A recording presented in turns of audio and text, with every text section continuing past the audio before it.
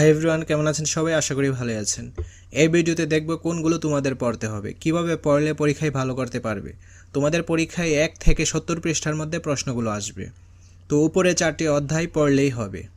ইতিমধ্যে এই অধ্যায়গুলোর উপর সাজেশন ভিডিও আপলোড করা হয়েছে। এখন আমরা দেখব কোন টপিকসগুলো পড়তে হবে। আর 5 তারিখে অ্যাসাইনমেন্টের উত্তরগুলো সবার আগে পাওয়ার জন্য চ্যানেলটি সাবস্ক্রাইব করে অল নোটিফিকেশন অন করে রাখতে হবে। প্রথম অধ্যায়টা হলো আমার স্বাস্থ্য আমার সুরক্ষা। তো আমরা এই ছকটা ভালোভাবে পড়ে নিব। সুস্বাস্থ্য চর্চায় আমার পছন্দের ব্যক্তি কাজ, ঠিক আছে? এইটা তোমরা ভালোভাবে পড়ে নিবে, এইটা ইম্পর্টেন্ট অ্যাসাইনমেন্টের জন্য।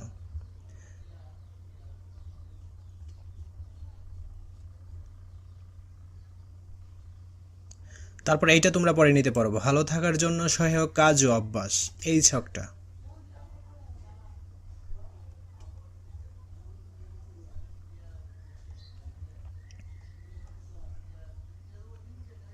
তারপর এটা হচ্ছে দ্বিতীয় অধ্যায়, নিরাপদ খাবার নিরাপদ জীবন।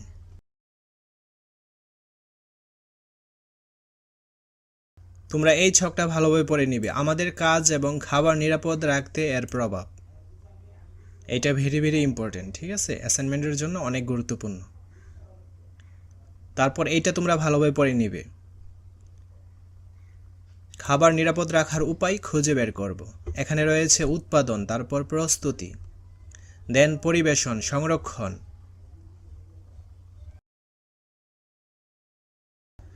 তারপর এইটা ভালোভাবে আয়ত্ত করে নিবে, খাদ্য অপচয় রোধ করার উপায়।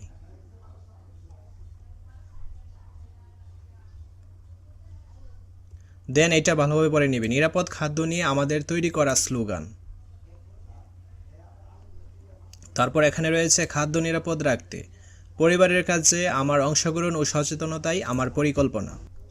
তো আমি এখন যেগুলো দেখাচ্ছি এই অধ্যায়গুলোর উপর যেই অ্যাসাইনমেন্ট বা নমুনা অ্যাসাইনমেন্টগুলো আপলোড করেছি, এই দুইটা বিষয় ভালোভাবে পড়লে আশা করি তোমরা পরীক্ষার জন্য ভালো একটা প্রস্তুতি পাবে। তারপর এটা হচ্ছে তৃতীয় অধ্যায়, শারীরিক ফিটনেস।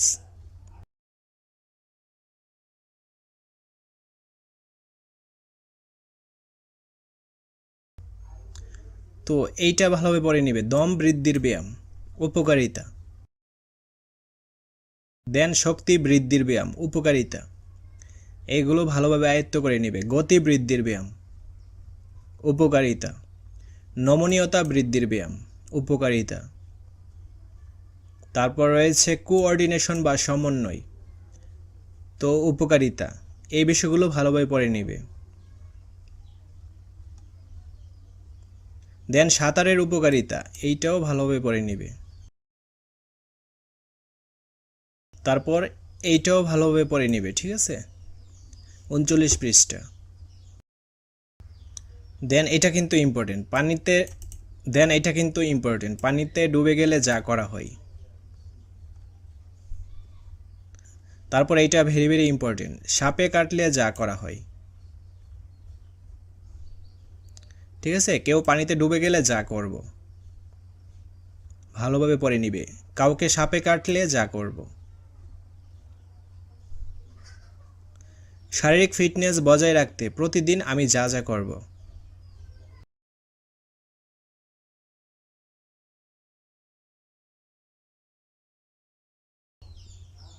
তারপর দেখো সর্বশেষ অধ্যায়, আমার আত্মবিশ্বাস আমার পাথেই।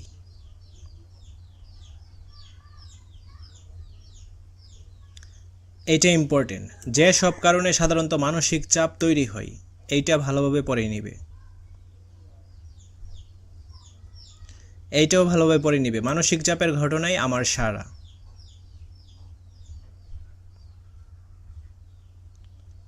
আমার মানসিক চাপের প্রভাব, এইটাও তোমরা দেখে নিবে। এখানে 3টি ঘটনা রয়েছে, এই 3টি ঘটনা তোমরা ভালোভাবে পড়ে নিবে, ঠিক আছে? তারপর এখানে রয়েছে মানসিক চাপের কারণে আমাদের শরীর ও মনের উপর বিভিন্ন ধরনের নেতিবাচক প্রভাব, এই ছকটাও ভালোভাবে আয়ত্ত করে নিবে। মানসিক চাপের পরিস্থিতিতে আমার নেতিবাচক আচরণ, এইটাও দেখে নিতে পারো। আমার মানসিক চাপ ব্যবস্থাপনার কৌশল, এইটাও কিন্তু ইম্পর্টেন্ট। তারপর আমার সংবেদনশীল আচরণ, আগের আচরণ এবং নতুন আচরণ।